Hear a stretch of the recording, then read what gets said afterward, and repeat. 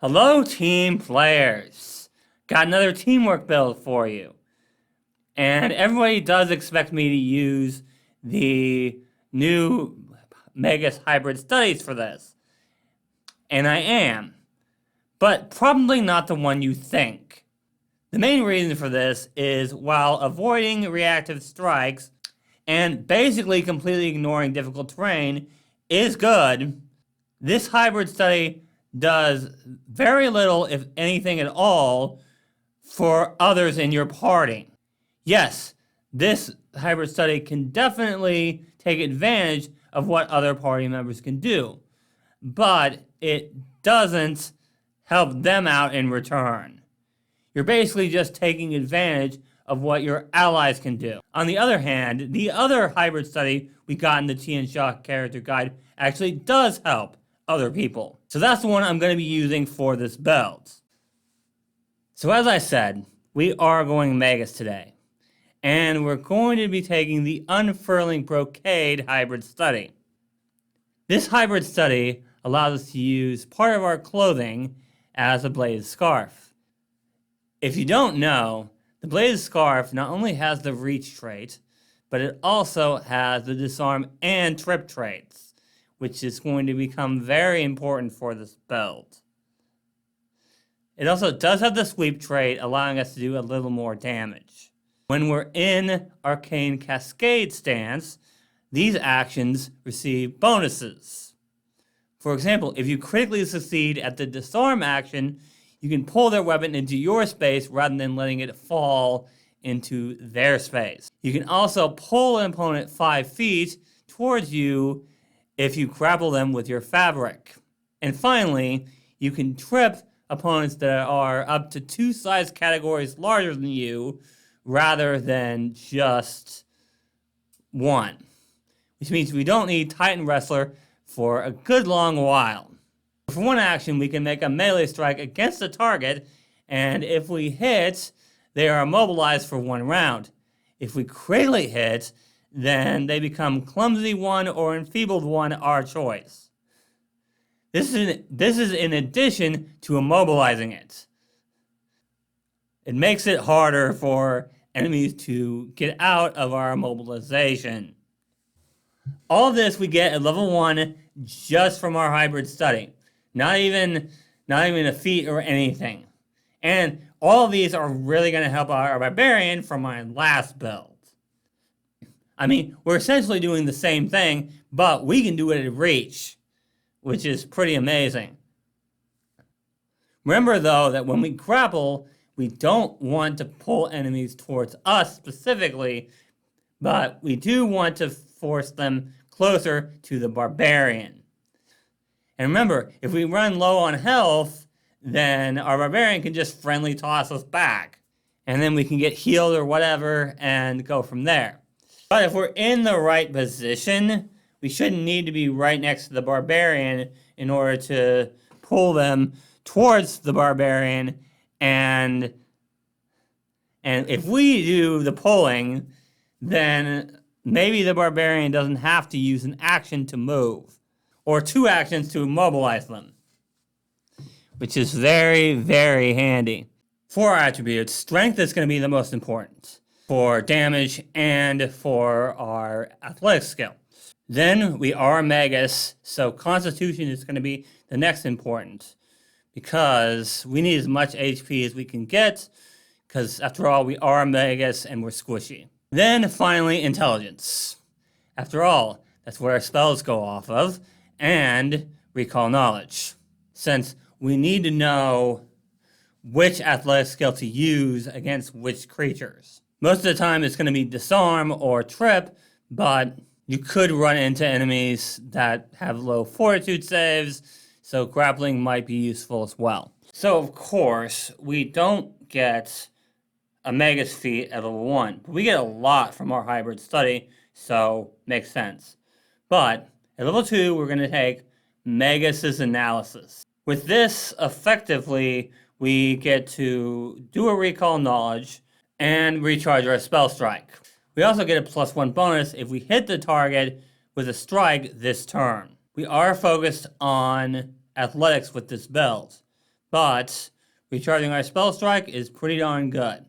And we also get a recall knowledge, so we know exactly what athletic skill to use against which creatures. For level 4, it depends on your GM.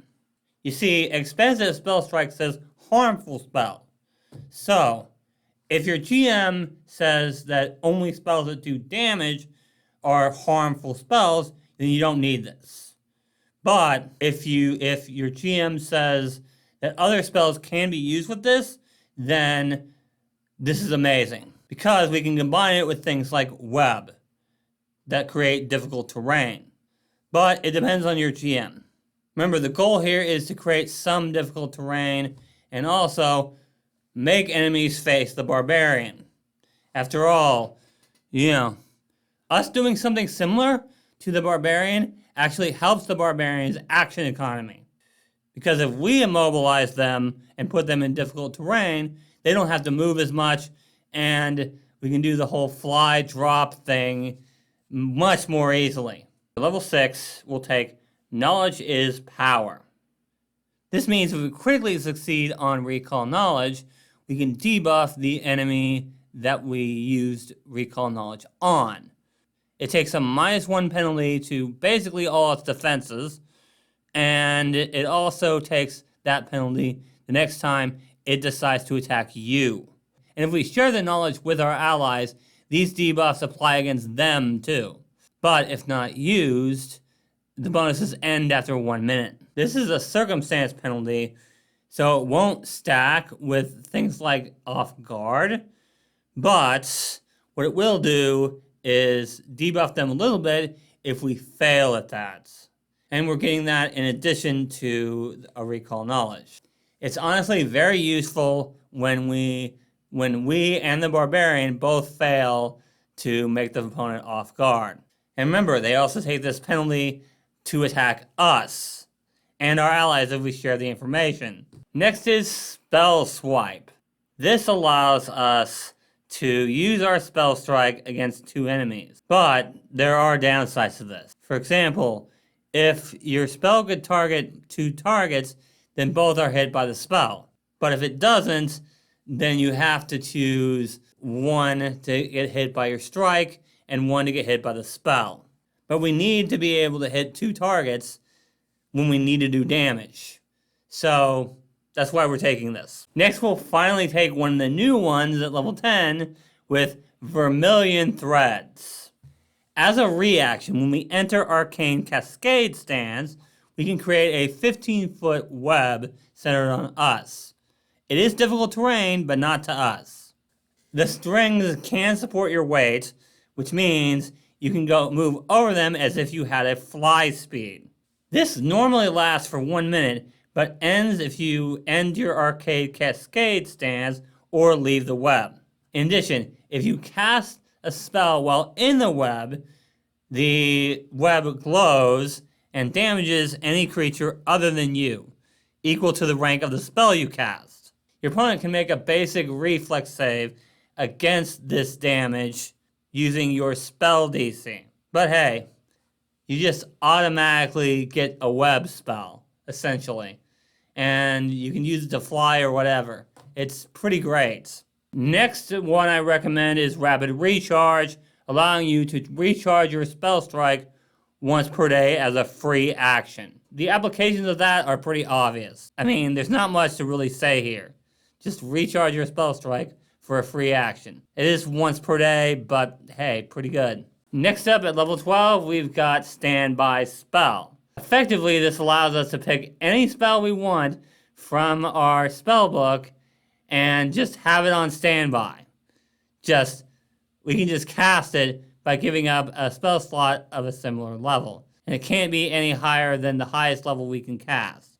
We get to pick something like Web and always be able to cast it. The implications of that are, again, pretty obvious. Then it's Resounding Cascade. This effectively means that any ally that is within 5 feet of us gains the base damage of our Arcane Cascade when we're in it. This means the Barbarian gets even more damage. And it also means that anyone else who happens to be within 5 feet of us gets that damage as well. But this is mainly for the Barbarian, because we're helping him out with this action economy, which means he gets to attack more. And the Barbarian is already doing pretty amazing damage, but this just is even more, as long as we're in Arcane Cascade stance. And just being near the Barbarian is enough to set it off. At level 18, it's time for Versatile Spellstrike. Instead of preparing a specific spell in a slot, you can instead prepare Infinite Potential in a slot. When you spell strike, you can use that spell slot to cast any spell that is at least 2 levels lower than your highest slot. This makes this build very versatile, as there are a lot of spells that could help this build, and this just allows you to cast any of them. And finally, for our capstone, we're going to take Supreme Spellstrike. We're permanently quickened, but we can only use the extra action to strike or to recharge our spell strike. Granted, this build isn't focused on damage, but it's always nice to have that extra action, especially if you do want to spell strike on the same turn. Now, let's talk about spells. So, firstly, you are going to want spells that you can use with spell strike in the very beginning, especially. Cantrips like Produce Flame are going to help a lot here. But you also want difficult terrain spells. Remember that with Expansive Spellstrike, we can use any spell that's harmful. And that's going to depend on your GM. But remember that we can use Spellstrike from a 10-foot reach, which means any spell that we use that takes up a 5-foot emanation is not going to affect us. We're going to want difficult terrain spells, particularly Web and Entangling Flora. It's almost always going to be better to use our Web we get from our Hybrid Study, the one that can do damage, instead of using Web from our spell slots. That's what I recommend for spells in this build. For items, the one that's going to help you the most is probably an extending rune for your hand reps of Mighty Blows, which will allow you to attack with your threads up to 60 feet away. And also, we're going to be a little lacking in damage on this build, which means anything like shocking or flaming on your hand wraps of Mighty Blows will help a lot. And finally, anything that increases your movement speed, as we do want to attack from reach, but we also want to be able to get away if we need to. Those are my recommendations for items. A fly speed is good for this build, but we don't really need it, because if an enemy comes within 5 feet of the ground, we can just pull them down. Alright, I got 3 recommended ancestries for you this time. We're going to start with the new Samsaran ancestry. Samsaran can do 2 things for you. They're good at recall knowledge, and they're actually tougher than orcs. For heritage, I recommend either the half-orc heritage, because those 2 work extremely well together for toughness, or you can take the Sanctuary Samsaran. Sanctuary Samsarans can gain advantage on a single recall knowledge check once per day. If we roll a critical failure, we get a failure instead, and if we roll a success, we get a critical success. So, being able to not only do a recall knowledge with advantage, but we also get to only get failures and critical successes. Either way, you're helping this build. Granted, I would recommend you take half orc with this build, because this build needs toughness. But if you want to focus on recall knowledge and grappling, shoving, and tripping, as well as disarming, Sanctuary Samsaran is the one you want. You can't attack from reach, so either way, you've got a good heritage. If you pick half orc or you pick Sanctuary Samsaran. My second ancestry recommendation is Elf. Elf for the speed, mainly. And it can help you with recall knowledge as well with the Ancestral Longevity line of feats. For heritage, any elf heritage will work. Really doesn't matter. There isn't a big heritage that will help this build. Of course, I always recommend Cavern Elf when I go elf because Dark Vision is great. And finally, I also recommend you pick up Hobgoblin if you can get it. The main reason for this is a Bladed Scarf is in the Flail weapon group. And Hobgoblins have some great feats for flails. Leaf Clipper would be amazing in this build, and so would all the leadership feats that Hobgoblins get. But those are my ancestry recommendations. You can really go with any Hobgoblin heritage, but I do recommend the Smokeworker Hobgoblin for fire resistance and able to see through smoke. And for free archetype, just pick any spellcaster. Witch and Wizard are obviously the two best because your spells already go off intelligence. Eldritch Researcher is also an effective choice. We want more spell slots in this build, and any spellcaster can give us that. But like I said, Witch and Wizard are the best choices. And since we have good con, Kineticist might be an interesting choice as well. But overall, those are my recommendations for free archetype. And that's going to do it for this video. If you guys enjoyed this video, go ahead and leave a like and subscribe to the channel for more Pathfinder and eventually Starfinder teamwork content. You can also check out my Discord, my Patreon page, and the other links in the description below. If you want to check out the build that goes with this, you can check it out right here. Thank you guys so much for watching, and remember, teamwork is vital. It helps us solve problems.